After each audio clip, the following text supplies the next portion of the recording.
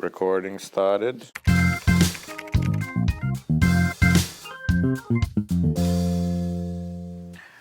Welcome to the third episode, Union. This week we're going to take a little stroll down history lane and we're going to spend some time on the founding fathers of Europe. See, in a time of post-war chaos, instability and square dancing, the world was in a truly dark place. To get their minds off horrific dance traditions, Europeans all over the continent helped to build the EU as we now know it.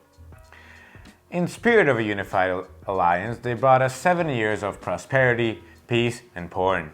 Rule 34, Google it. Let's go through some of the most important men who founded the Union, because if they'd been female, we would be celebrating 70 years of silent passive aggressiveness. And offending female audience, check. Ah yes, Konrad Adenauer, the half-human, half-mantis. What would we have done without a German? No, seriously, what would we have done? Not suffered two severe economic and social breakdowns throughout Europe? Come on.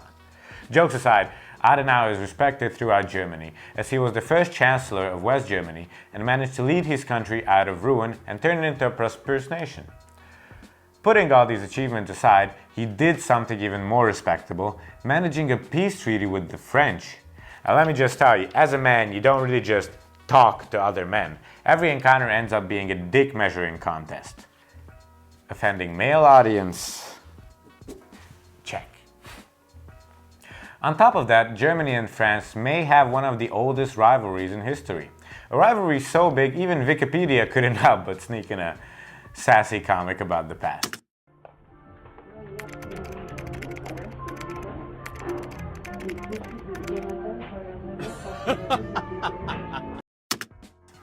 Now let's say Adenauer and move on to the next founding father, Joseph Bech.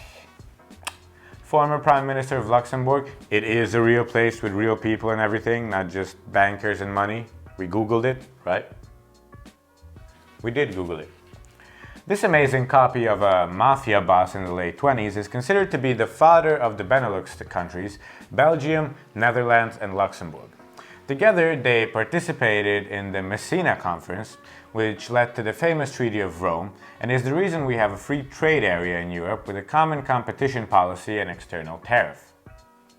Now, if you are still having a hard time imagining Benelux countries, by the way, seek no further. There is one news agency who got you covered. See, this is what Luxembourg and Belgium look like.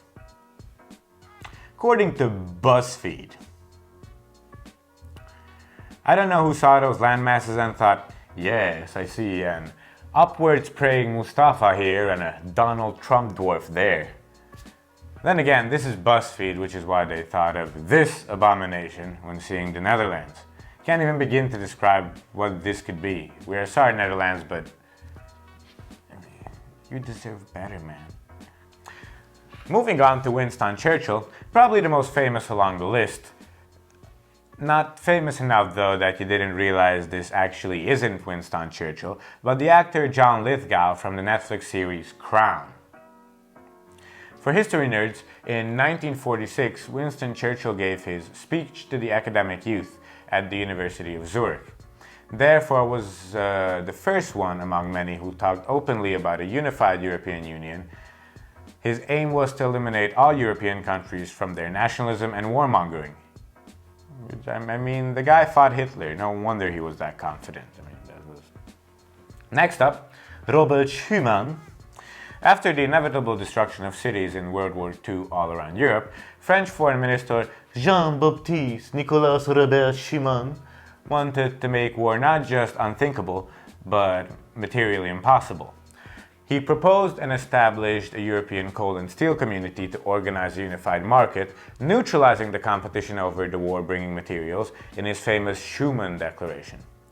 And you know how hard it must have been for a white elitarian elder aristocrat not to privatize, open a company, and enslave some minimum wage workers to earn millions?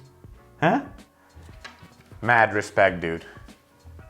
Also, Jean Mone.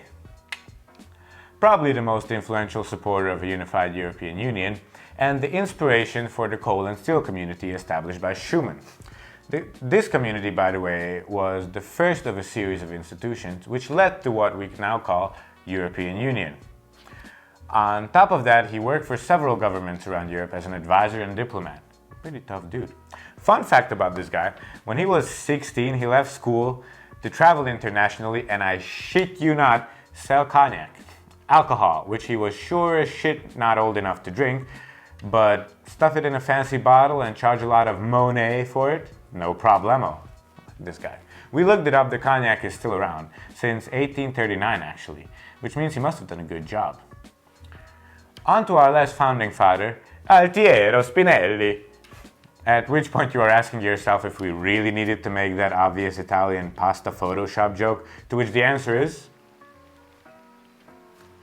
yep. He stood up for a treaty for a federal European Union, the so-called Spinelli Plan. You have to do that. Kind of ego-centered, but okay. It was adopted in 1984 by a huge majority of the parliament and provided an important inspiration for the strengthening of EU treaties. Originally a juror, he spent 16 years in prison under the fascist regime in Italy, so I guess that makes it okay to call his biggest achievement in life after himself. Naturally, we don't have enough time to tell you about all the founding fathers and amazing people who defined this European project we are destroying right now. As a matter of fact, we even left out some of the facts about the people we did talk about, because there was some boring shit in there, and the attention span of you guys there is about as short as the dick of a Porsche driver. Nevertheless, we take the short time we do have to say thank you. Without the EU, I would not be able to afford this lifestyle of the rich and the famous, financed from this YouTube channel, and you guys wouldn't have had the time of your lives these past minutes. So see you next week. Night night, Union.